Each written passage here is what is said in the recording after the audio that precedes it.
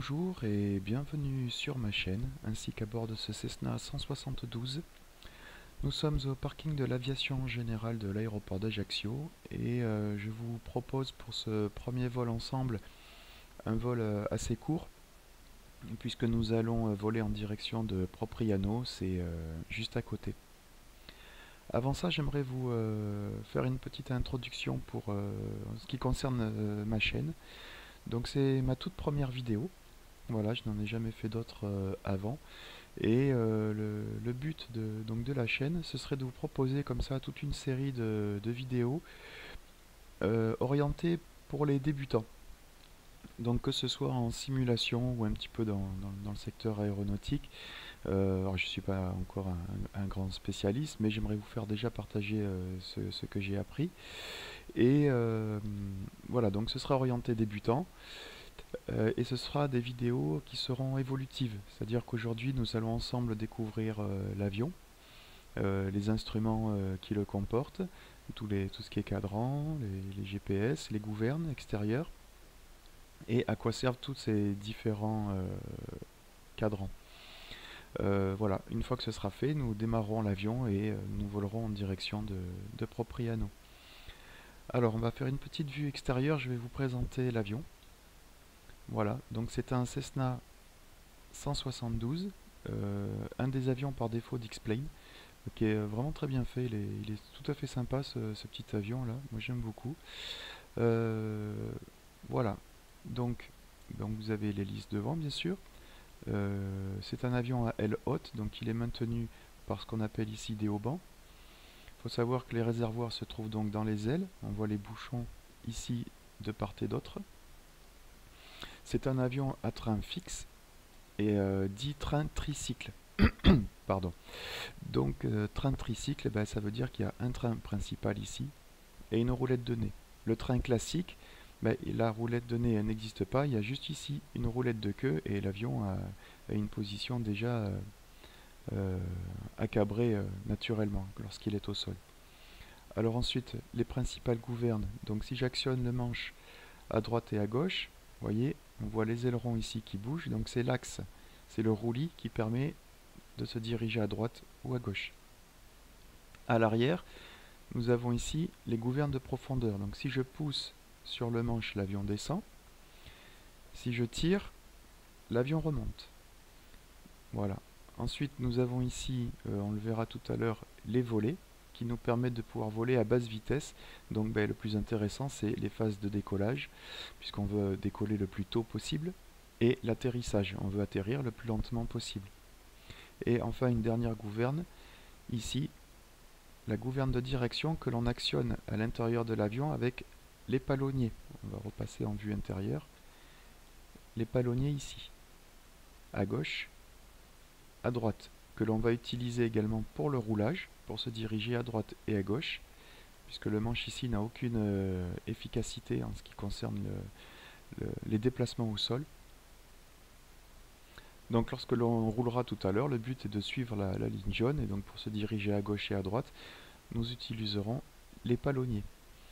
Les palonniers servent aussi à ce qu'on appelle la symétrie du vol, c'est-à-dire que l'avion peut très bien avancer tout droit, mais s'il y a du vent ou si, avec de la dérive ou autre, on peut très bien avoir le nez de l'avion qui s'en va comme ça, ici à droite ou éventuellement à gauche, et pourtant avoir une trajectoire rectiligne. En utilisant les palonniers, on va pouvoir rectifier ce phénomène de manière à avoir un vol symétrique. L'inconvénient, c'est que quand on vole de travers, on consomme plus. On a plus de résistance face au vent, donc plus de consommation. Si on a un vol qui n'est pas symétrique, eh bien on va utiliser les cadrans, on va les regarder tout de suite. Donc on va s'intéresser à celui-ci. Vous voyez, il y a une bille ici au milieu. Si la bille s'en va d'un côté ou de l'autre, ça veut dire que notre vol n'est pas symétrique. Donc l'avion, le nez de l'avion s'en va à droite ou à gauche.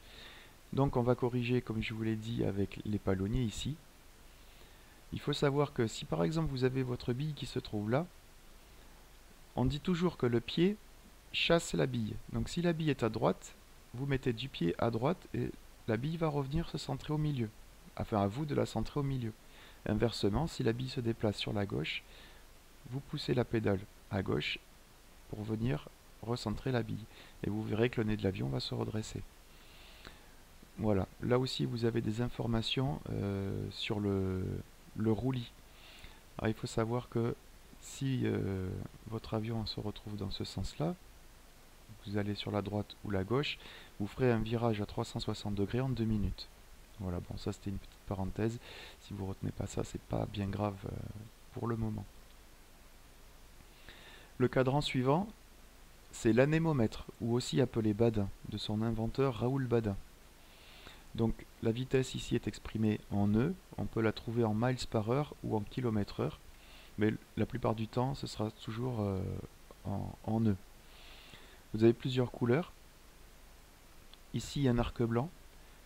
Tant que l'aiguille est dans cet arc, vous pouvez utiliser vos volets. Donc quand on décolle, on a les volets qui sont sortis, donc il ne faut pas accélérer pour ne pas se retrouver l'aiguille en dehors de l'arc blanc tant que les volets sont sortis. Inversement pour l'atterrissage. On est par exemple en vol à 100 nœuds, on veut ralentir, il faut attendre que l'aiguille arrive ici, au moins, pour pouvoir sortir les volets. Voilà. La zone verte, eh bien, c'est la zone dans laquelle l'avion peut voler. Voilà, tout simplement. Alia ici, ça doit être avec tous les volets sortis. Hein. Si on ralentit le plus possible, avec tous les volets sortis, à cette vitesse-là, on doit encore pouvoir voler. Mais ça devient difficile. Hein. La zone orange, c'est une zone dans laquelle on peut voler à ces vitesses-là si l'atmosphère est stable, c'est-à-dire s'il n'y a pas de turbulence, s'il n'y a pas de vent, si on est en de bonnes conditions, bah, écoutez, on va consommer un peu parce qu'il va falloir mettre de la puissance, mais rien ne nous empêche d'y aller. À partir de la zone rouge, bah, vous l'avez compris, je pense, hein, tout ce qui est rouge, c'est niet. Donc on suppose qu'à partir de cette vitesse-là, on n'en est jamais sûr parce qu'on ne fait pas les essais, hein, on ne va pas fracasser les avions. On suppose qu'à partir de cette vitesse-là, la structure de l'avion ne tient plus. On peut perdre une aile, un bout de tôle, un capot, quelque chose. Donc on ne s'amuse pas à aller au-delà de cette vitesse-là, qu'on appelle la VNE, un Velocity Never Exceed. Voilà. Ensuite, la ligne d'horizon. Donc, grâce à cet instrument, on va pouvoir savoir à quel degré nous allons virer à droite ou à gauche. Donc c'est pour l'inclinaison. Inversement, pour la profondeur. Si l'avion pique du nez, on va avoir tendance à, vous voyez, cette petite maquette là qui va aller dans le marron, c'est ce qui représente la Terre. Et ici le ciel, donc si l'avion monte ou si l'avion descend, s'il va à droite, s'il va à gauche. Ensuite ici, c'est ce qu'on appelle le conservateur de cap, ou directionnel. Bah, c'est grâce à ça qu'on va se diriger. Vous voyez, là, il y en a une rose des caps, le nord, le sud, l'est et l'ouest. Donc, quand on a une direction à prendre, on choisit un cap et il faut s'y tenir. Alors, vous voyez là, l'avion nous indique, enfin le cadran nous indique un cap au 0,50. C'est pas nécessairement exact dans l'état actuel des choses, parce que le moteur ne tourne pas. Et cet instrument ne fonctionne que si le moteur tourne.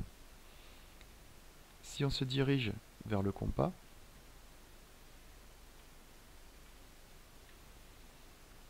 eh bien, on voit que le cap ne correspond pas. D'accord? Ici, on serait plutôt sur un cap au 0,10, quelque chose comme ça. Hein. Vous voyez? 30, 20, 10. Donc là, on serait plus au 0,10. Voilà. Donc, cet instrument, il faudra le régler. Dès que nous aurons démarré l'avion, il faudra régler l'instrument sur le compas secours. Pendant le vol, il arrive à se dérégler. Donc normalement, toutes les 15 minutes, hein, approximativement, il faudrait le recaler sur le compas secours de nouveau. Sans vouloir rentrer dans les détails, c'est un phénomène qui est dû à la rotation de la Terre en fait. Et donc il se dérègle au fur et à mesure que la Terre tourne, et il a tendance à suivre. Enfin, je ne pourrais pas vous expliquer exactement le fondement, mais c'est ça quoi. C'est dû au phénomène de rotation de la Terre. Le fonctionnement est mécanique. Il en existe des cadrans qu'on appelle des HSI par exemple, qui eux sont électriques et là ils ne se décalent jamais, il n'y a pas besoin d'y toucher. Ensuite nous avons ici l'altimètre. L'altimètre c'est un cadran important hein, dans un avion. C'est ce qui va nous permettre de connaître notre altitude ou notre hauteur suivant comment il est réglé. Je m'explique. Il y a deux façons de régler un altimètre. Soit on le cale par rapport au sol, c'est-à-dire là où nous nous trouvons. C'est-à-dire qu'ici nous sommes au sol, on le règle au zéro tel qu'il est là, et quand on va prendre de la hauteur, pour le coup, ça nous indiquera qu'une hauteur. Seulement le terrain là, l'aéroport, lui il est déjà à une certaine hauteur par rapport au niveau de la mer. Donc à partir du moment où on parle au niveau de la mer, on ne parle plus de hauteur, on parle d'altitude. Le mieux, c'est de le régler sur l'altitude du terrain. Pour ça, vous avez deux solutions. On va attraper une carte. Sur toutes les cartes comme ça, que ce soit un aéroport ou un aérodrome, on vous indique ici l'altitude du terrain en pied. Donc là, l'aéroport d'Ajaccio, alors c'est pas partout, hein, ça a été pris à un endroit particulier sur l'aéroport. En général, je crois que c'est en milieu de piste, hein, dans ces eaux-là, peut-être même sur ce point-ci. Nous sommes à 20 pieds. Voilà. Donc, ce qui est bien, donc avec la petite molette ici, donc les graduations, c'est tous les 20 pieds justement. Donc on se met à 20 pieds. Voilà. Et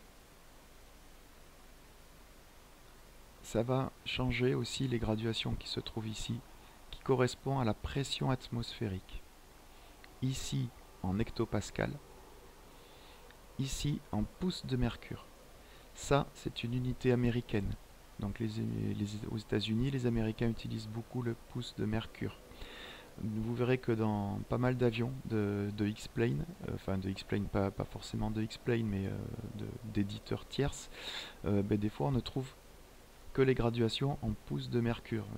Je suppose que X-Plane étant américain, par défaut ils ont imposé leurs propres mesures et on ne trouve pas toujours la mesure en hectopascal, donc il faut faire la conversion. Alors ça c'est quoi la pression atmosphérique?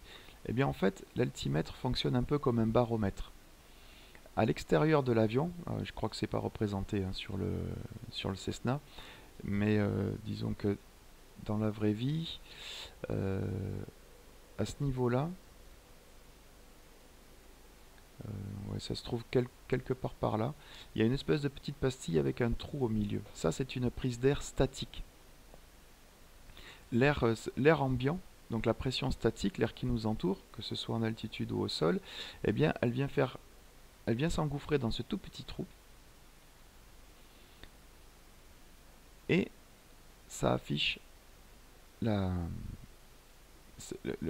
pression est convertie en altitude en fait. Voilà. Au lieu qu'elle s'affiche des barres, si c'était un baromètre, eh bien ça affiche une altitude en pied. En fait, ça fonctionne comme un baromètre. Vous savez que dans l'air, plus on va monter et plus l'air se raréfie. La pression atmosphérique diminue. La membrane qui constitue l'appareil à l'intérieur se détend et avec un système d'engrenage, l'aiguille va tourner dans ce sens-là pour augmenter l'altitude. Inversement, lorsque l'on retourne vers le sol, la pression augmente, ça pousse sur la membrane qui vient faire tourner l'aiguille dans l'autre sens pour diminuer l'altitude. Pour connaître, si vous ne connaissez pas par exemple l'altitude du terrain, sur les cartes, vous pouvez trouver ce qu'on appelle la fréquence ATIS. C'est-à-dire donc vous rentrez la fréquence sur vos radios et vous allez tomber sur un disque. On va le faire tout à l'heure dès qu'on aura mis en route l'avion. Et ça va vous donner tout un tas d'informations sur les vents, la piste en service et la pression atmosphérique du jour au niveau du terrain. Voilà, au niveau de la mer. Donc vous n'aurez plus qu'à afficher la pression atmosphérique du jour et normalement à très peu de choses près l'aiguille se cale directement sur l'altitude du terrain où vous êtes. Voilà. Bon, si vous avez des questions, n'hésitez pas à les poster sous la vidéo, j'y répondrai avec plaisir. Cet instrument, c'est ce qu'on appelle le variomètre. Donc lui, il marche avec en parallèle avec l'altimètre. Sauf qu'il est constitué d'une façon assez différente. Lui, il va réagir en fait avec l'axe de tangage, c'est-à-dire si l'avion pique du nez, l'aiguille va descendre. Plus l'avion va piquer du nez, plus l'aiguille va descendre. Et ça va nous indiquer notre taux de chute ou notre taux de montée en pieds par minute. Plus 500 pieds minute, plus 1000 pieds minute, etc. Et inversement.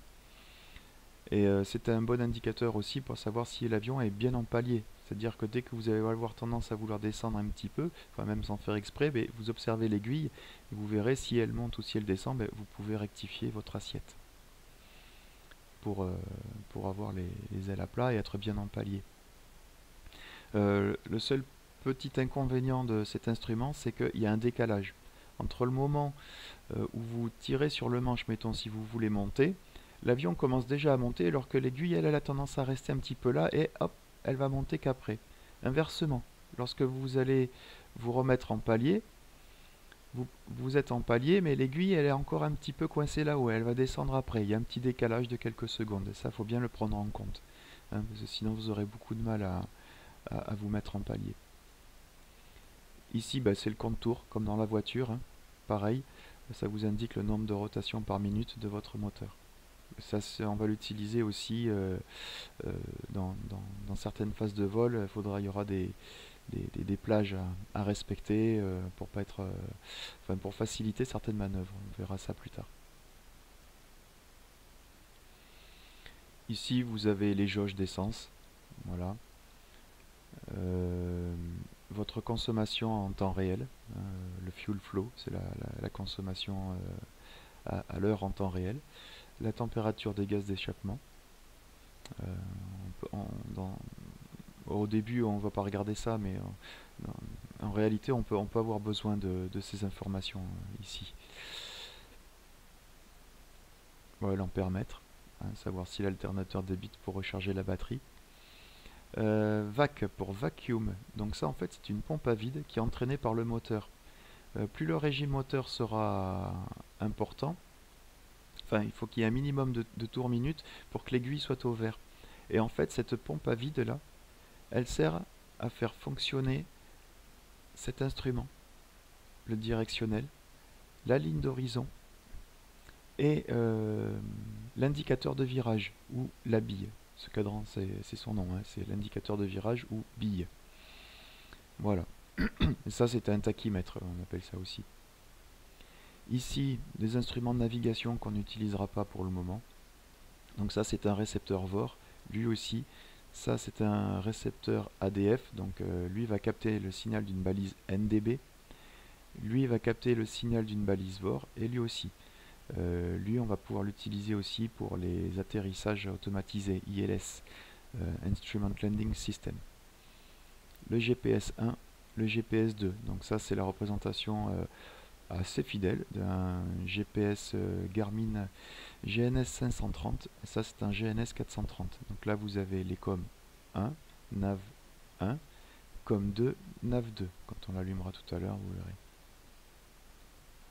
Ici, le transpondeur. C'est un appareil qui va être utilisé par le contrôle, le contrôle aérien. En fonction de la fonction affichée, ils pourront nous voir sur leur radar.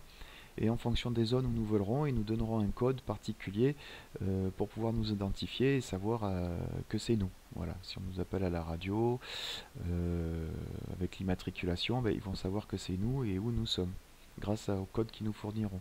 Si on est sur une zone qui n'est absolument pas contrôlée, qu'on vole à vue, on affichera 7000, c'est le code par défaut pour les vols VFR dans des zones non contrôlées. Ici, le pilote automatique, on ne l'utilisera pas non plus aujourd'hui. Ça, c'est un récepteur, c'est pour utiliser cet instrument, on rentre la fréquence de la balise et on peut utiliser cet instrument. La commande des volets, donc on décolle avec un cran de volet, vous verrez tout à l'heure, et pour l'atterrissage on est ici tout en bas en full. Bon, les manches, Voilà. La vanne à carburant, par défaut sur le Cessna, comme ça, elle doit être ouverte. Il y a des avions où c'est fermé, celle-ci doit être ouverte par défaut tout le temps. Ça, c'est ce qu'on appelle un compensateur. Alors, je vous expliquerai à quoi ça sert. Ça actionne, ça a un rapport avec la gouverne de profondeur, hein. Il y a une petite gouverne en plus à l'arrière de l'appareil qui nous permet de maintenir l'avion en place, entre guillemets, au niveau du tangage, sans faire d'effort sur le manche. Éclairage du cockpit, la manette des gaz et la mixture. La mixture telle qu'elle est positionnée là, l'arrivée d'essence est coupée. Pour démarrer le moteur, vous verrez tout à l'heure, on met ça à fond, vraiment à fond, pour faire arriver l'essence et démarrer le moteur. Vous savez qu'un moteur thermique à piston, hein, comme celui-ci, a besoin d'air pour pouvoir fonctionner et d'essence. Lorsque la manette ici est poussée à fond et que nous sommes au sol, le mélange air-essence est optimal. Plus on va prendre de l'altitude et plus l'air se raréfie, comme je vous expliquais par rapport à l'altimètre. Donc, arrivé à une certaine altitude, eh bien, on va être obligé de réduire l'arrivée d'essence pour pouvoir garder un mélange homogène entre l'air et l'essence. Ben oui, parce que si on est en haut, il y a moins d'air et il y a trop d'essence. Donc le mélange ne va plus et le moteur ne tourne pas correctement. En fait, on s'en sert assez rarement quand on vole à vue, à moins de voler en montagne, parce qu'on considère que tant qu'on n'a pas dépassé les 3000 pieds d'altitude, il n'y a pas forcément besoin d'y toucher. Donc nous, on sera tranquille, on va voler à 2000 pieds aujourd'hui, tout ira très bien. Les avioniques, ça sert à alimenter en fait tout ce panel, pilote automatique, transpondeur, les deux GPS. Réchauffage pitot. Alors oui, le pitot, je vous en ai pas parlé. On va voir ça tout de suite. Le pitot, c'est une sonde qui se trouve à l'extérieur de l'appareil qui sert à faire fonctionner l'anémomètre ou Badin, voilà, du nom de son inventeur, Raoul Badin. La sonde se trouve à l'extérieur, sous l'aile gauche.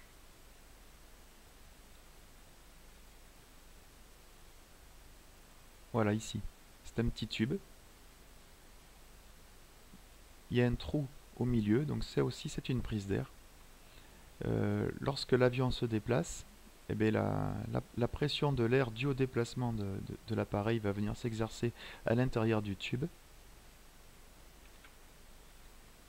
et viendra faire ici tourner l'aiguille pour avoir notre vitesse.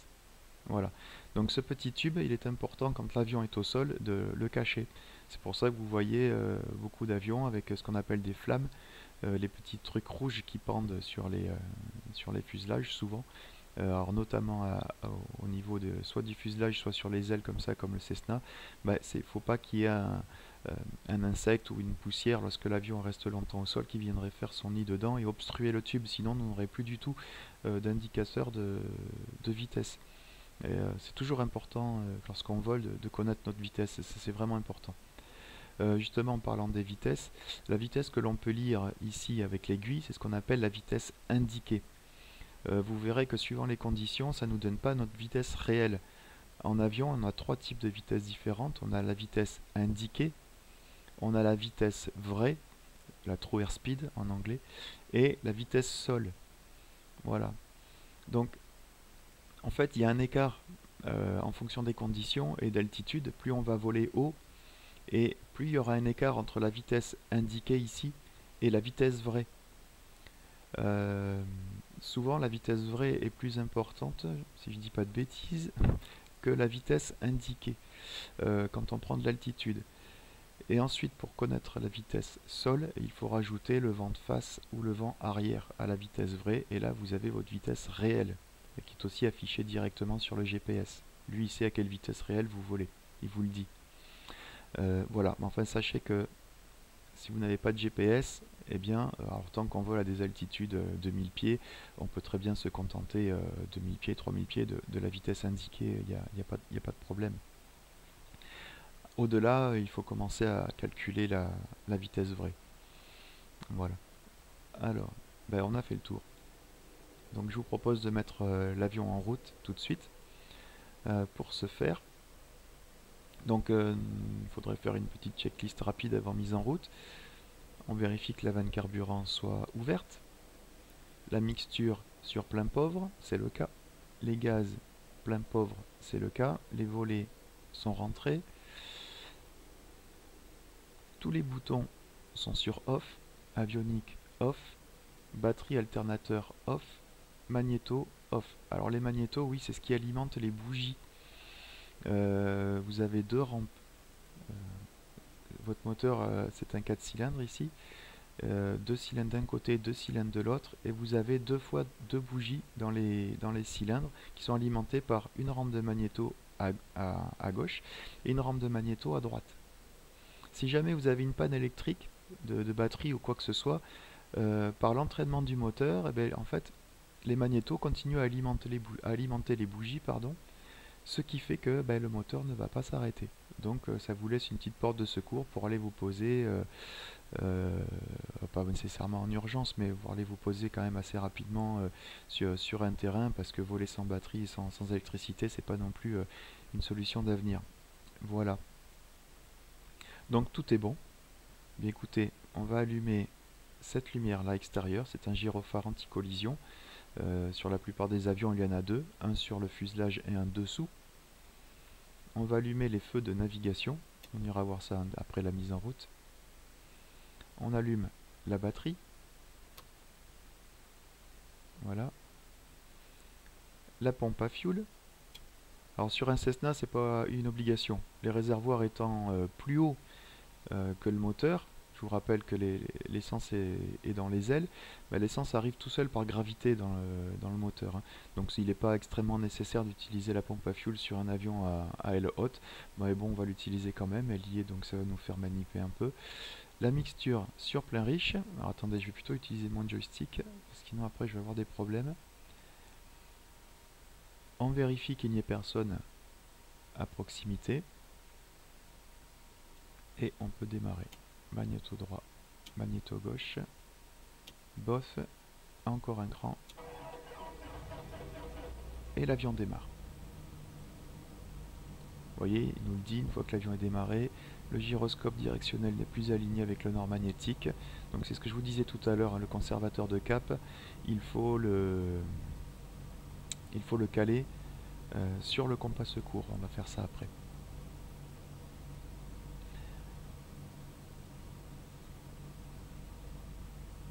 Donc tout est stabilisé. Et on va mettre l'alternateur. Voilà.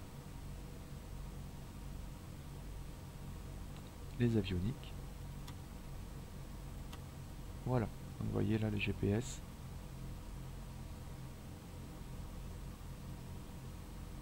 On pourrait faire l'essai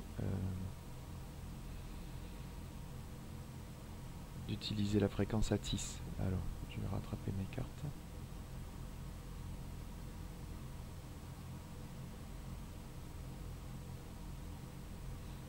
Alors, qu'est-ce qu'ils nous disent? Ajaccio, voilà, 126 925. Et vous voyez que vous pouvez même l'avoir par téléphone. Vous allez tomber sur un disque automatique qui est enregistré plusieurs fois dans la journée. Composez le numéro de téléphone et vous aurez toutes les informations relatives à la TIS. Voilà. Les pistes en service, les vents, la pression atmosphérique, etc. Donc j'ai dit 126 925, on va tester ça. Donc on change ici. Et les décimales ici.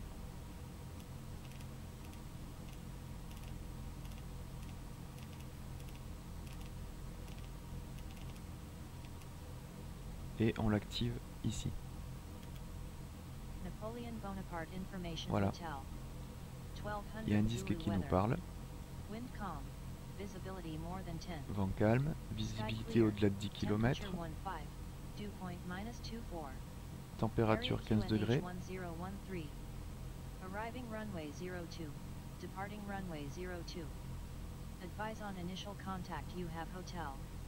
Voilà, donc le QNH, donc c'est ce qu'on appelle le QNH, c'est ce qu'on appelle la pression atmosphérique au niveau de la mer. qui est 2013. Alors je me suis mis en condition standard, hein, il n'y aura pas de vent, température 15 degrés, donc ça ce sont des conditions tout à fait standards en aéronautique. Alors je vais, hop, voilà, enlever la fréquence parce que sinon on va l'avoir en boucle comme ça tout le temps. Donc je vous propose de faire le roulage. Non, on va régler le directionnel. Donc on avait dit au 0,10.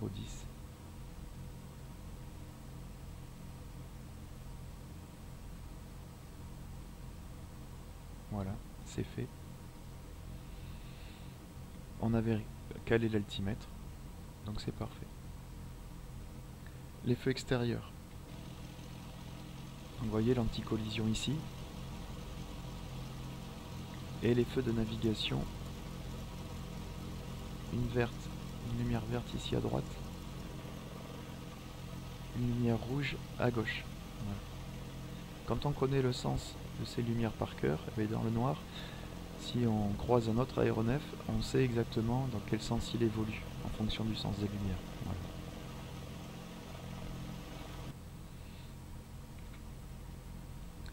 Pour le roulage, on allume les feux de taxi, on, et on va mettre le transpondeur ici sur on. Voilà. Comme ça, le contrôle sait qu'on roule.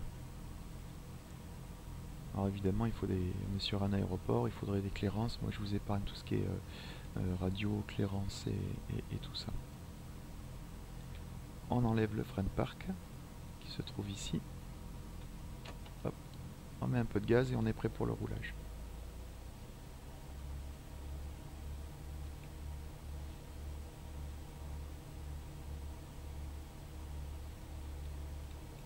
Donc on va aller chercher la piste 20. Je ferai un petit briefing, pardon, une fois arrivé au point d'attente de la piste 20.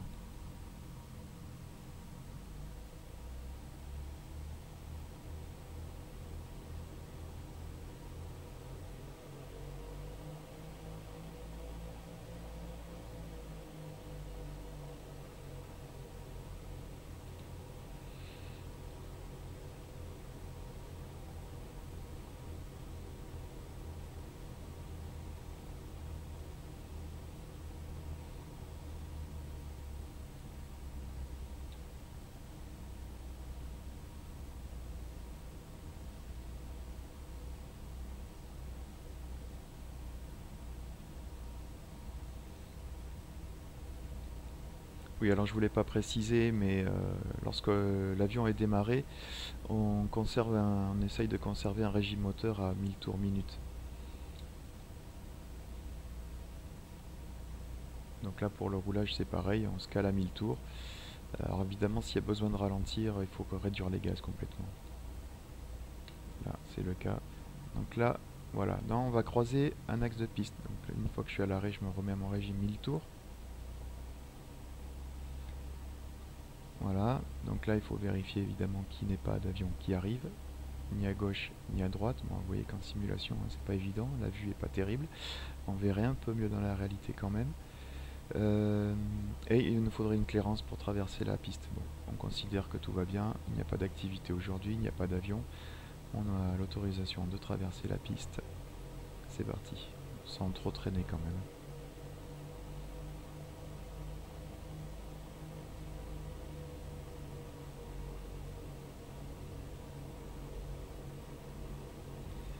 Donc oui, nous allons voler en direction de Propriano. On va utiliser la technique du cheminement pour ça. C'est-à-dire que nous allons décoller de la piste 20 d'Ajaccio. On va monter jusqu'à 2000 pieds dans l'axe.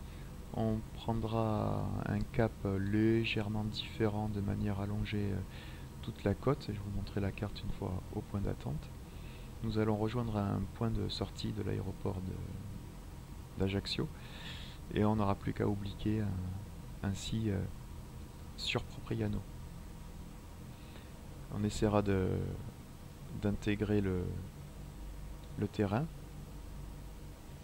pour faire le circuit et ainsi venir se poser sur la piste, si je ne m'abuse, pardon, sur la piste 23.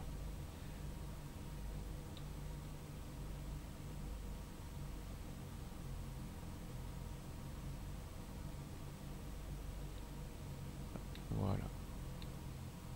Nous sommes au point d'attente. Régime mi-tour. Je mets le frein de parc. Hop, voilà. Et je vous montre la carte que j'ai dessinée. Voilà. Donc ça, c'est un site internet qui s'appelle Maxset, qui est vraiment très bien fait et qui est utilisable pour la vraie vie, hein. Lorsque vous voulez faire des vols VFR, vous pouvez parfaitement utiliser cette carte, enfin ce site internet qui est vraiment très très bien. Voilà. Donc ici, l'aéroport d'Ajaccio. Nous allons décoller comme ça ici dans l'axe de piste. Ensuite, on va venir prendre un cap à peu près au 208. Hein. Ça peut être 215, ça peut être... l'idée, c'est vraiment aller dans cette direction-là. On va rejoindre ce point ici, le point Sierra Alpha. Donc c'est un point d'entrée ou de sortie de l'aéroport d'Ajaccio. Je vais y revenir.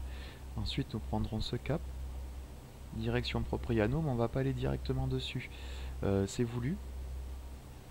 C'est fait exprès, car on va d'abord passer à la verticale du terrain, à une altitude de 1500 pieds, je vous expliquerai pourquoi pendant le vol.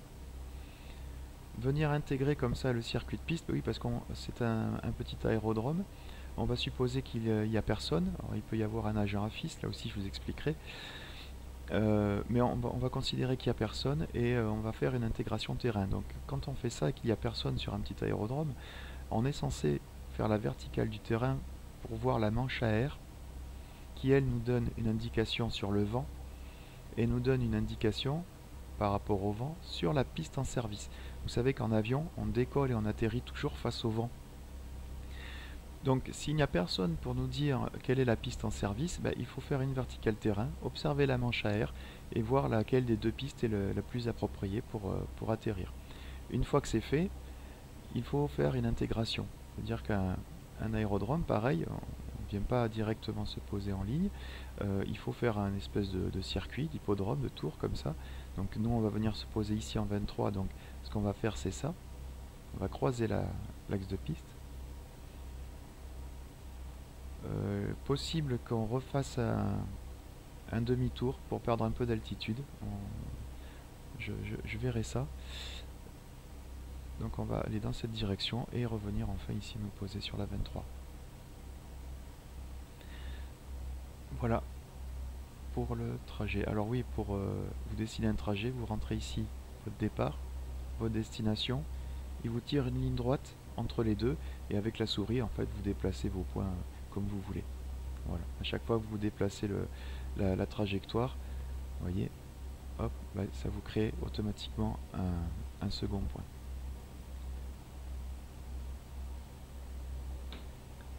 Voilà, donc comme nous allons intégrer la piste, on va sortir avant d'oublier tout de suite ici un cran de volée.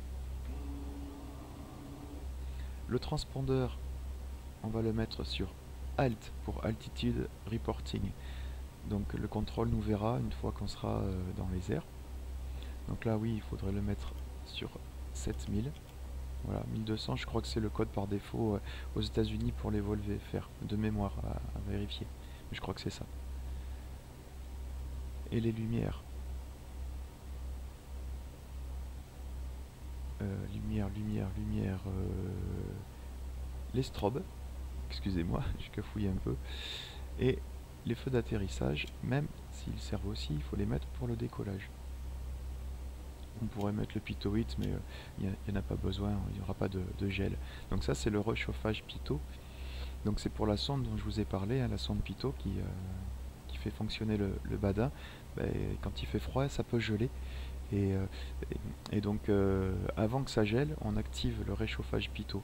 Donc c'est préventif, ce n'est pas curatif. C'est-à-dire que si la sonde gèle, vous pouvez mettre le réchauffage, c'est trop tard. Il faut le mettre avant que ça gèle. Voilà. Et bien on va décoller. Enfin on va aller s'aligner sur la piste d'abord, pardon.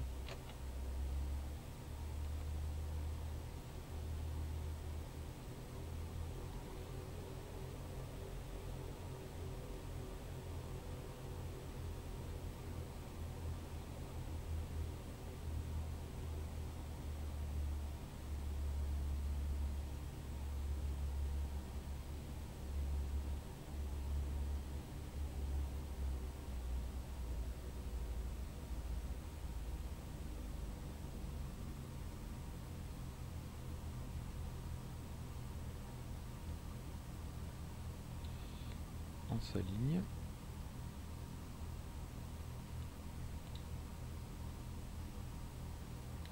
Voilà à peu près.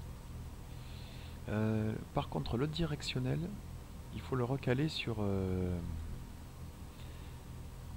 comment dire, sur l'axe de piste, sur son orientation magnétique. Pour ce faire, on va prendre cette carte.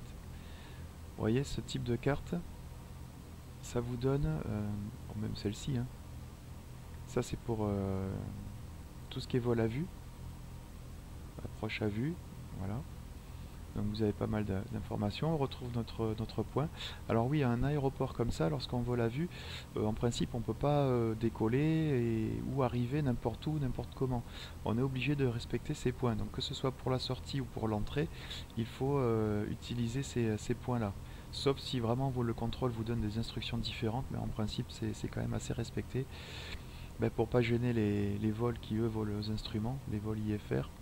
Nous on est en VFR, donc Visual Flight Rules, et l'IFR c'est Instrument Flight Rules. Donc la plupart des vols commerciaux volent en IFR bien sûr. Voilà, donc nous on va passer par ce point Sierra Alpha.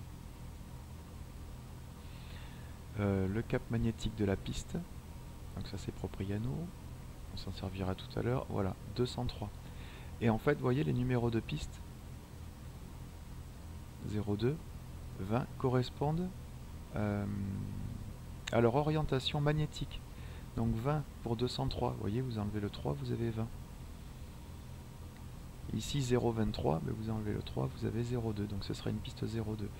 On arrondit, c'est-à-dire qu'on aurait aussi bien pu avoir 21, 20, 21, 22, 23, 24. À partir de 25, il me semble qu'on passe au-dessus. Donc après, ça aurait été une piste 0,3 à partir de 0,25. Voilà, pour la petite histoire. Donc nous, on va recaler notre directionnel au cap 203.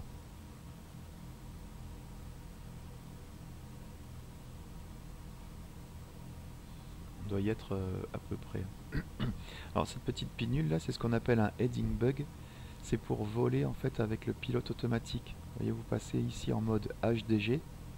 Et quand vous êtes en pilote automatique, quand vous tournez la pinule là, ça fait tourner l'avion, à droite ou à gauche, à condition d'avoir ce mode-là activé.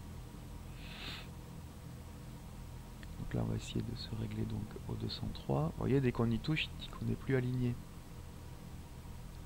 Donc 200, 200. Ouais, c'est pas facile avec un cadran comme ça. 200, 201, 202, 203. Ouais, ça doit être à peu près par là. Voilà. Nous sommes alignés sur le cap de piste. Pour décoller, c'est pas difficile. La mallette des gaz ici, c'est plein pot. Donc l'aiguille va être quasiment, du compte-tour va être quasiment à ce niveau-là. On vérifie effectivement que la puissance soit affichée disponible. On l'annonce. On annoncera aussi qu'il n'y a pas d'alarme. Alors pas d'alarme, ça ne veut pas dire forcément quelque chose qui sonne. Ça veut dire quelque chose qui ne viendrait pas nous alarmer, entre guillemets. Un breaker qui aurait sauté ici, j'en ai pas parlé. Ça, ce sont des disjoncteurs pour les principaux instruments à bord, les lumières, les GPS, etc. S'il y en a un qui saute, il faut interrompre le vol au moment où on va décoller. Voilà, et on regardera notre vitesse aussi. On laissera partir l'avion et à arriver à 55 nœuds, on énoncera rotation et là on tirera légèrement sur le manche et on essaiera de grimper à pas plus que 700 pieds minutes si possible. Voilà. Alors, les manettes, c'est pas toujours évident avec les joysticks. Moi j'avoue que le mien est assez sensible et j'ai du mal à le régler.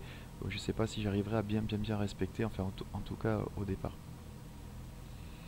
C'est parti, on affiche plein pot. La puissance est affichée et disponible. On relâche les freins.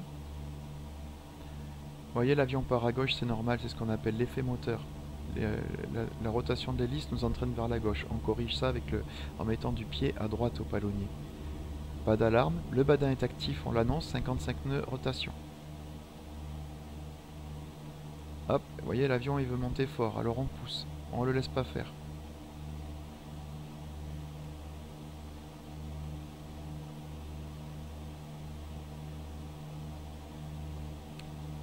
Et c'est là qu'on compense, avec ça. Ça va annuler l'effort sur le manche.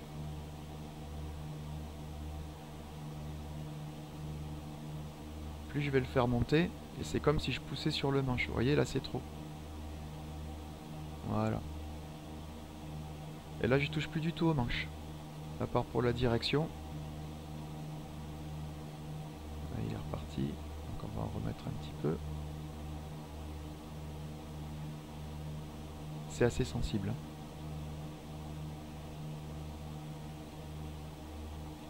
Hop. Vous voyez, on a perdu notre cap. C'est pas bien méchant. De toute façon on voit la vue. Donc l'idée c'est d'aller chercher le point Sierra Alpha qui est ici, hein, sur cette pointe là-bas. Donc je vous le rappelle, nous allons monter à 2000 pieds. On peut largement rentrer les volets. On aurait pu le faire déjà dès 500 pieds, hein, sans problème. Et du coup, il faut recompenser l'avion.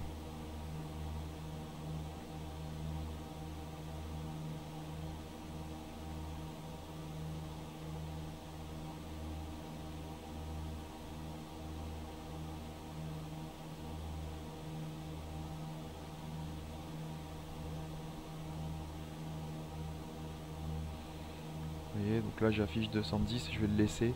Ça me laisse la possibilité de pouvoir voir un petit peu là où je vais, parce que si je vais pile poil dessus, je verrai plus rien. Et on éteint aussi les lumières. Donc les lumières, ce sera les feux de taxi et les feux de landing. La fuel pump, plus besoin non plus. Voilà. On va bientôt arriver à 2000 pieds. On anticipe un petit peu. Allez, je pousse gentiment sur le manche pour me mettre en palier. Et je réduis les gaz à environ 2400 tours. Pardon.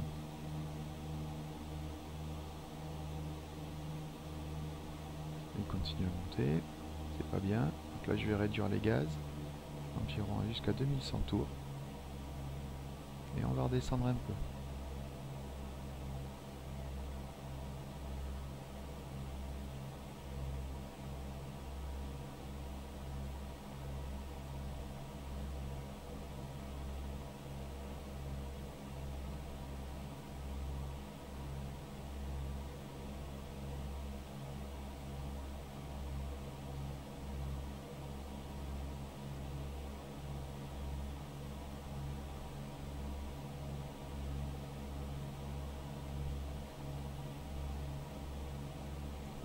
Allez, on reprend le palier, mon assiette, et on remet la puissance de 1400 tours.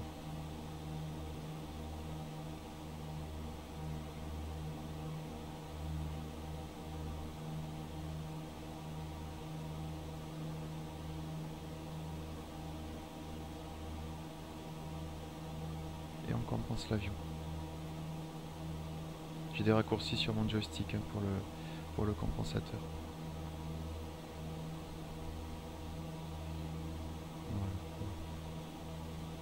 Un petit peu plus, c'est pas méchant ça. On va rattraper gentiment au fur et à mesure. Voilà, donc là nous sommes en croisière. Je vais pouvoir réduire un peu les gaz. Dès qu'on se met en palier, ben oui, le moteur s'emballe un petit peu, enfin s'emballe. L'avion accélère, il a beaucoup moins de contraintes.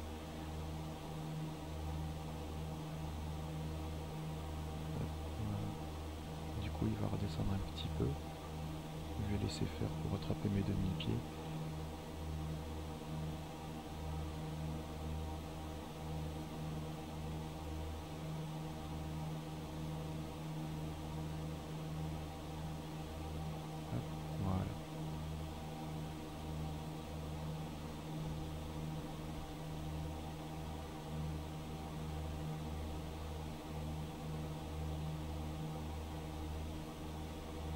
Alors sous la vidéo, je vous mettrai en lien les cartes que j'ai utilisées et les sites sur lesquels vous pouvez les télécharger. Donc je mettrai le lien de Max7.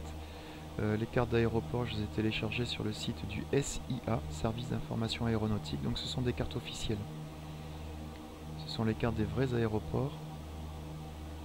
Donc tout à fait utilisables sans problème. Toutes les informations sont vraies.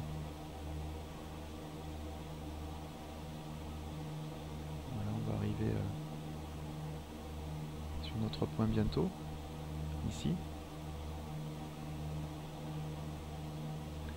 Donc l'intégration du terrain Propriano, on va pouvoir y jeter un petit coup d'œil vite fait.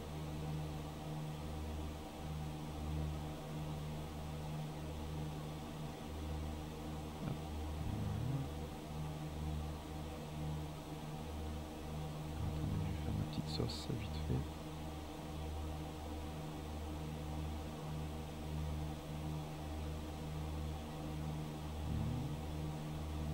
Excusez-moi, hein. J'ai des petits problèmes. On ne veut pas. Bon, tant pis. Tant pis, on s'en passera. Hop. Voilà. Décidément. Voilà, donc ça, c'est notre terrain de Propriano. Voilà, il nous dit ici que le tour de piste doit se faire à 1000 pieds sol. 1000 pieds, c'est aussi son altitude. Donc du coup, on sera à 1000 pieds. Seulement, la réglementation nous impose de faire des reconnaissances terrain à 500 pieds au-dessus du circuit. Donc nous, on va passer comme ça, ici, à 1500 pieds au-dessus, pour voir la manche à air qui est représentée juste ici, vous voyez. Elle ne sera pas active, il n'y a pas de vent. Donc on considérera qu'elle nous dit que on peut utiliser la piste 27. Alors, vous voyez, c'est pas une 23.05 comme je vous ai dit tout à l'heure, c'est une 27.09. Donc il correspond à un axe est-ouest. Plein est, plein ouest.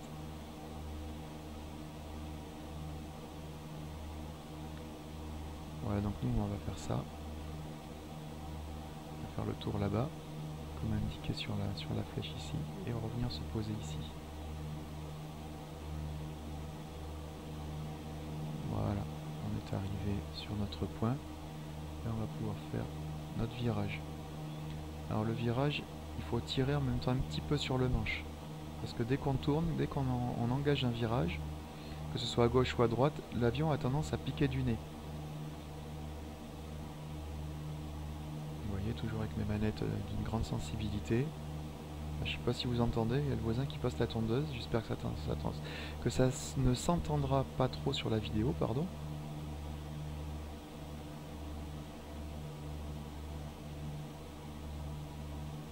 Et là, ce qu'on va faire en fait, on va réduire à 2100 et on va entamer notre descente vers 1500 pieds.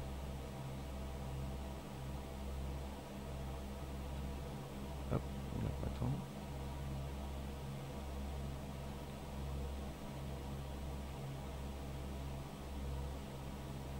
Ouais.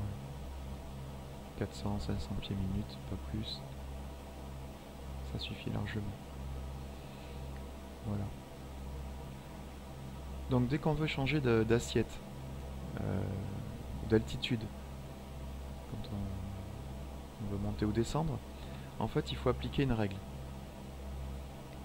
C'est simple, c'est assiette, donc en haut, en bas. Puissance sur les gaz. Stabilisation, donc on maintient l'avion dans la position désirée, et dès que tout se stabilise, la vitesse, le palier, on compense avec le compensateur ici.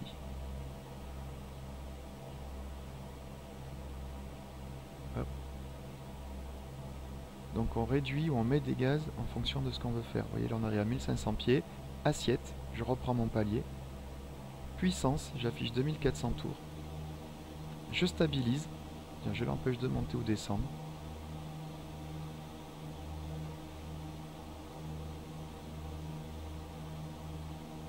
Voilà, et quand c'est fait, je compense. Là, si je lâche le manche, il va monter. Je sens qu'il veut monter. Vous voyez? Hop, il veut monter. Donc je compense vers le bas avec le compensateur. Voilà.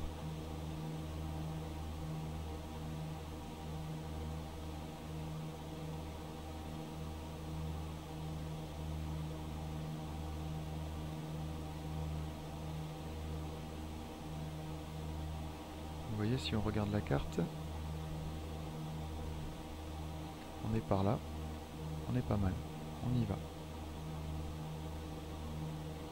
Vous voyez ici, là, hop. On est plutôt pas mal.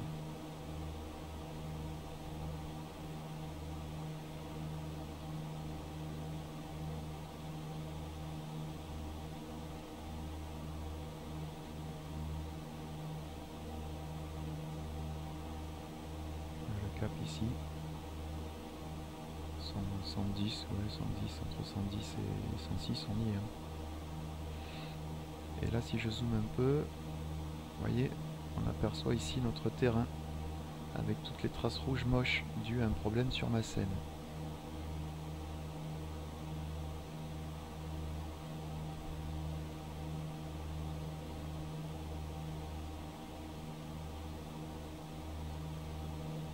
Alors on va faire une petite correction de cap, de manière à arriver, comme sur la carte, hein, sur ce secteur-là, de manière à pouvoir faire la verticale ensuite.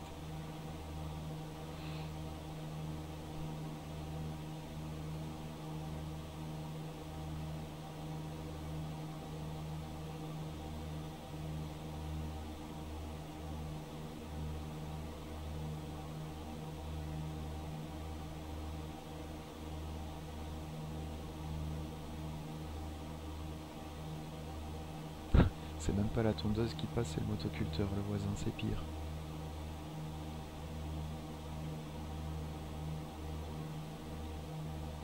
Il a fallu que ça tombe aujourd'hui. J'espère que vous entendez pas trop dans la vidéo. Je retourne chercher mes 1500 pieds. Alors c'est pour pinailler, hein, quelques pieds près, c'est pas grave, personne ne vous en voudra.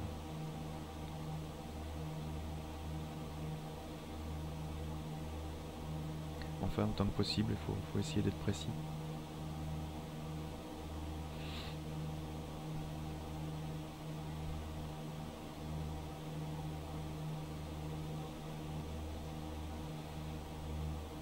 Voilà, donc on s'approche, hein, petit à petit.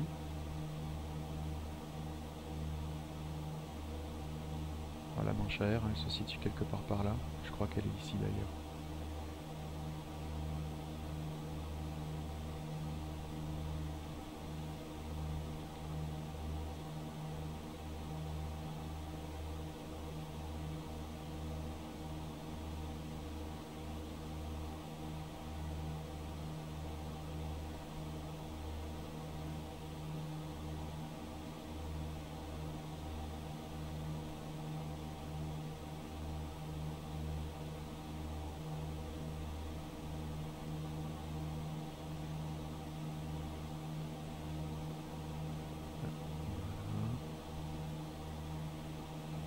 Pas tarder à y arriver. Alors là, l'astuce, ça va être de virer de manière à pouvoir être sûr de pouvoir voir la manche à air quand même. Mais depuis ce côté, c'est le plus pratique. Parce que là, en fait, on voit beaucoup moins bien sur ce secteur-là, hein, à droite de l'avion. Donc il vaut mieux qu'on ait la visibilité de notre côté à nous. Allez, j'entame mon virage. On va pas passer forcément perpendiculaire, mais le but c'est vraiment de voir la manche à air.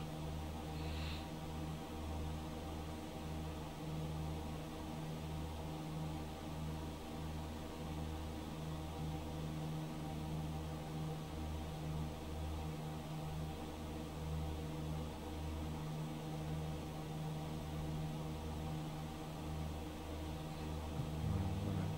On va croiser la piste bientôt. Voilà, la manche à air est ici. Donc dans la vraie vie, on verrait la direction qu'elle nous donne, et en fonction de ça, on choisit la piste en service.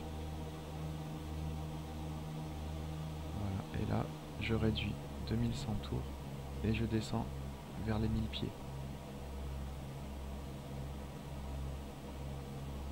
On va continuer un petit peu vers les montagnes.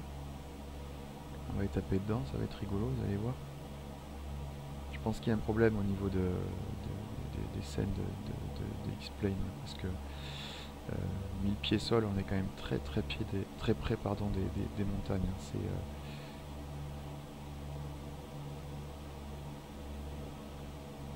assez hallucinant quand même.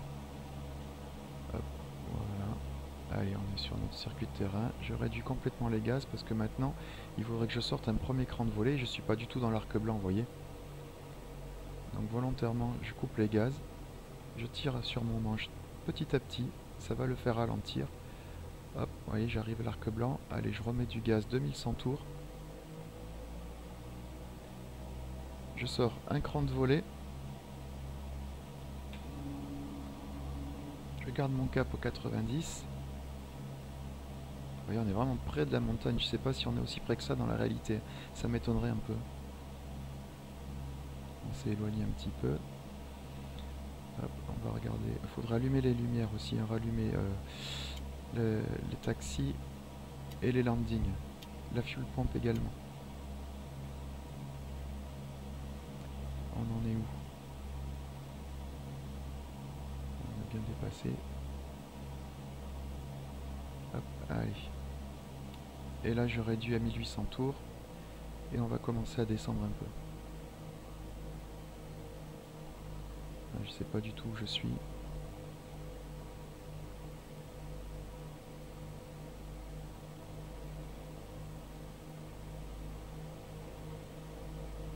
Hop, on va faire comme ça.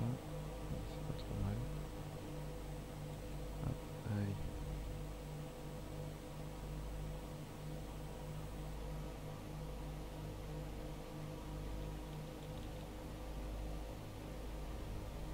On va prendre un peu de gaz.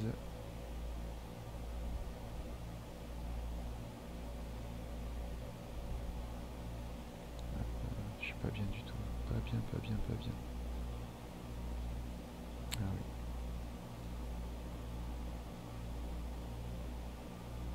C'est pas évident. C'est pas grave, on va aller rechercher l'axe de piste. Ça va pas nous faire un joli circuit, mais c'est pas. C'est surtout pour le principe hein, que vous voyez un petit peu comment ça se passe. Hop. Voilà. Là nous sommes en finale, voire courte finale. J'attends d'être dans l'axe. Voilà. L'avion est pas trop mal compensé, déjà ça c'est bien. Et je sors tous les volets, tout l'écran, tout ce qui reste. Et je pousse sur le manche parce que ça fait fortement remonter le nez de l'avion. Et je compense de nouveau. Et on compense et on compense. Voilà. Et je maintiens une vitesse à 70 nœuds. C'est les vitesses d'approche à peu près pour cet avion. Hein. À très peu de choses près. Donc si l'avion accélère, on ralentit. Normal. Donc quand on va piquer du nez, il va accélérer. Donc il faut ralentir et inversement. Je suis un peu haut sur le plan. Donc là je vais être obligé de piquer. Alors je réduis les gaz. Et là j'arrive fort quand même. Alors je réduis. Hop. Et là je réduis complètement. Et je tire sur le manche. Je fais un palier. Et j'attends que l'avion s'enfonce. Il s'enfonce, je refuse le sol. Je tire, je tire, je tire. Et voilà. Hop, nous sommes posés.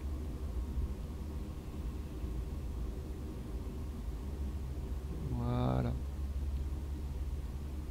On peut faire demi-tour ici. Il n'y a pas de problème. Il n'y a pas de taxiway en bout de piste. Donc on va faire demi-tour ici. Quand on atterrit comme ça, qu'il n'y a pas 36 solutions pour quitter la piste, ben, on ne traîne pas. Hein. S'il n'y a qu'une seule sortie en plein milieu, ben, on fait demi-tour le plus tôt possible. Et le but c'est de dégager la piste assez rapidement quand même. Là on peut revenir sur nos pas.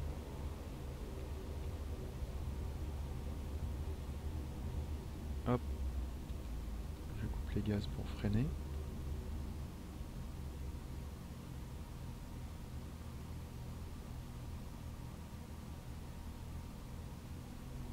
Je raffiche mes 1000 tours.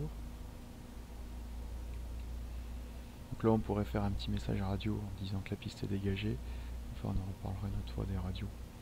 Sont dans la simulation, hormis si vous volez sur les réseaux VATSIM ou IVAO, ce qui n'est même pas mon cas. Il n'y a pas forcément besoin de la radio en simulation. Hein. C'est juste histoire de vous dire, expliquer un petit peu comment ça peut marcher. Voilà, nous sommes au parking, enfin au point d'attente. 1000 tours. Le frein de parc. Voilà. Là, on va couper le transpondeur, enfin on va le remettre sur on, puisqu'on va continuer à rouler jusqu'au parking, même s'il n'y a pas bien loin. On va rentrer tous les volets. Voilà. La fuel pompe, on n'en a plus besoin. Landing, plus besoin. Et taxi, ici on va les garder, les strobes, plus besoin. Voilà.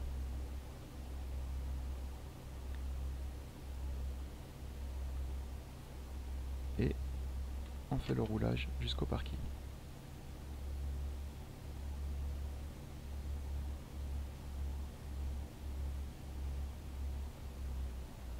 On va aller se mettre au premier ici, ça sera très bien. On met du gaz, il est un peu pénible pour tourner cet avion. Hop, voilà, il coince un peu. C'est pour essayer de reproduire vraiment la réalité, mais c'est un peu exagéré je trouve. Voilà, nous sommes au parking. On se remet au demi-tour. Le frein de parc. Hop, voilà. Là, ce coup-ci, on va pouvoir couper les feux de taxi. On va garder le reste. Le transpondeur, on va le remettre sur le mode stand-by, ici. Voire même l'éteindre, mais on a les avioniques hein, pour ça, ça éteint tout, donc on peut le laisser comme ça sur stand-by. Voilà, on va faire maintenant ce qu'on appelle un essai coupure. Pour ça, on va éteindre les feux de nav. On va éteindre les avioniques. On va couper l'alternateur. Voilà. Et on va se mettre au ralenti. Complètement au ralenti. Et on va faire ici avec les magnétos ce qu'on appelle un essai coupure. On éteint le moteur, on le rallume aussitôt. Alors, j'avais déjà réglé mes trucs. Voilà. Donc, hop, et on rallume. Voilà. S'il repart, c'est que tout va bien. S'il repart pas, qui cafouille, qui fait de l'auto-allumage, bah, c'est qu'il y a un problème sur le moteur. Voilà. Des fois, tant qu'on est en vol, tout se passe bien, puis une fois l'arrêt, c'est là qu'on s'aperçoit que finalement il y avait un problème sur le moteur. Les essais coupures, ça sert à ça. D'ailleurs, au décollage, on aurait dû faire aussi d'autres essais. Si vous voulez, je vous en reparlerai une autre fois. On fait des essais moteurs avant de décoller et en arrivant. Ce sont deux procédures différentes, mais voilà. Donc là, je vais me mettre en régime 1300 tours à peu près. Et je vais tirer la mixture. J'étouffe le moteur en coupant l'arrivée d'essence. Voilà. La clé, c'est coupé, c'est retiré. Et il n'y a plus qu'à mettre la batterie sur off. Voilà. Le beacon, on éteint et l'avion est sécurisé. On peut remettre éventuellement, c'est pas une obligation, le compensateur sur take-off, puisque ça fait partie de façon de la checklist avant mise en route. Donc on doit s'assurer que le compensateur est toujours sur take-off. Voilà. Bien, je vous propose de regarder ce qu'on a fait sur la carte d'X-Plane. Donc vous voyez, quand vous bougez la souris, là, ça fait apparaître un bandeau. Vous avez toutes les options d'X-Plane. Et nous, on va aller sur celle-ci, sur la carte. Afficher, masquer carte. Donc elle a dû... Non, tiens. Elle est où ma carte? Ah oui, d'accord, elle est partie sur un côté. Voilà. Donc tout ce que vous affichez comme ça dans X-Plane, comme la carte, c'est poppable. Donc vous pouvez la mettre en fenêtre Windows et la mettre sur un autre écran. Voilà. Alors on va zoomer. Voilà. Bon, vous voyez, c'est pas mal quand même. On a assez bien respecté le profil du plan de vol. Voilà. Donc l'intégration en circuit de piste. Donc je pensais pas être... d'habitude c'est toujours le contraire, j'ai tendance à overshooter, donc j'ai voulu corriger un petit peu. Bah là, pour le coup, j'ai undershooté. Mais bon, on a quand même respecté à peu près le circuit de piste. Donc cette branche là, ici, là, s'appelle la vente arrière. Mais comme on se pose et décolle face au vent, donc ici, dans ce sens-là, on est face au vent. Donc ici, on a le vent derrière nous. Donc c'est pour ça qu'on appelle cette branche la vente arrière. Ici, normalement, j'aurais dû être un petit peu plus propre que ça, c'est ce qu'on appelle l'étape de base. D'accord? Et quand on arrive dans l'axe de piste, bah, c'est ce qu'on appelle la finale. Et quand on se rapproche vraiment, c'est la courte finale. Dans ce sens-là, si on avait décollé de Propriano de la 27 d'ici, ici on serait en montée initiale. Ici, on serait en vent traversier. Et là, c'est la vente arrière. On revient, voilà. C'est comme ça qu'on fait un circuit de piste. Donc là, on monte. On va chercher l'altitude du circuit de piste. On fait notre virage. Quand on arrive sur la vente arrière, on se prépare, on se met en configuration pour l'atterrissage. Donc comme on a fait, on attend d'arriver dans l'arc blanc, on sort un cran de volée. Ici, pendant la montée, on rentre les volets en fait, et on éteint les lumières et la pompe. On fait le vent traversier, et dès qu'on arrive en vente arrière, on commence à préparer l'avion. Donc on rallume la pompe à fuel, on allume les landings, les taxis, en fonction du type d'éclairage que vous avez dans l'avion, c'est pas toujours le cas. Et dès qu'on peut, donc on arrive dans l'arc blanc, on sort un premier cran de volée, jusqu'en étape de base. Quand on arrive en étape de base, en fonction des terrains, on peut commencer la descente. Donc on commence à descendre en étape de base. Et quand on arrive en finale, on sort tous les volets. Hein, quand on commence à descendre là, pour vers la finale, on sort tous les volets. On maintient la vitesse d'approche, le bon taux de descente, pas comme on a fait là. et jusqu'au moment de se poser, voilà. Bon, j'espère que cette petite vidéo vous aura plu. Donc c'est ma première, voilà. Je n'ai jamais fait d'autres vidéos jusqu'à présent, c'est ma toute première vidéo. Si vous avez des questions, n'hésitez pas, j'y répondrai. Il n'y a pas de problème. La prochaine vidéo, j'ai idée de faire à peu près la même chose, mais sur un autre vol. Donc avec ce Cessna, j'ai idée de partir de Quimper jusqu'à Ouessant, donc on fera une petite navigation. Pareil comme ça par cheminement, mais il faudra respecter davantage les caps avec des points de report au sol, et on fera une intégration sur l'aéroport de Ouessant. Je voulais vous montrer un petit quelque chose aussi. Donc vous voyez ici, vous avez le menu plugin. Alors, pour ceux qui ne connaissent pas, je voulais vous parler d'un petit plugin qui s'appelle Avitab. Donc quand vous cliquez dessus, voilà, ça vous affiche ça. Certains avions l'intègrent dans une tablette virtuelle. Vous l'avez dans la boîte à gants ou posé sur le siège. Vous cliquez dessus et ça vous affiche la tablette avec cet écran à l'intérieur. Donc avec ça, vous pouvez avoir pas mal de renseignements. Si vous avez des cartes téléchargées, vous pouvez les mettre ici dans Charts. Vous voyez, cartes SIA, mais ce sont des cartes que j'ai téléchargées. Et on peut retrouver nos terrains favoris. Donc vous voyez, Ajaccio, Napoléon Bonaparte, Propriano. Donc si je clique dessus, voilà. J'ai sur mon disque dur stocké la carte de Propriano. Je peux la retrouver au travers d'Avitab. Alors pareil, vous pouvez la popper, l'agrandir et zoomer à volonté. Vous voyez, donc on retrouve notre carte. Et oui, alors là, je voulais une petite précision. En général, sur un terrain, on dit que le tour de piste se fait à une altitude, à 1000 pieds sol. Mais là, ici à Propriano, le terrain est déjà à 0 en fait par rapport au niveau de la mer. Mais si vous avez un terrain qui est déjà à 200 pieds, si vous faites le tour de piste à 1000 pieds, il va vous en manquer. En fait, vous serez à 800 pieds. Donc il faut rajouter l'altitude du terrain à l'altitude du circuit. Donc si le terrain est à 200 pieds, en fait il faut faire tout le circuit de piste à 1200 pieds, etc., etc., en fonction des aéroports, des aérodromes. Et l'intégration se fait toujours à 500 pieds au-dessus du circuit de piste. Donc si vous avez un terrain qui est à 200 pieds, le circuit se fait à 1200 pieds et la reconnaissance à 1700 pieds. Voilà, donc il faut toujours ajouter, pas oublier d'ajouter la hauteur du terrain. Vous voyez, Propriano, 16 pieds, on considère que c'est quasiment le niveau de la mer à 16 pieds, hein, c'est pas grand chose.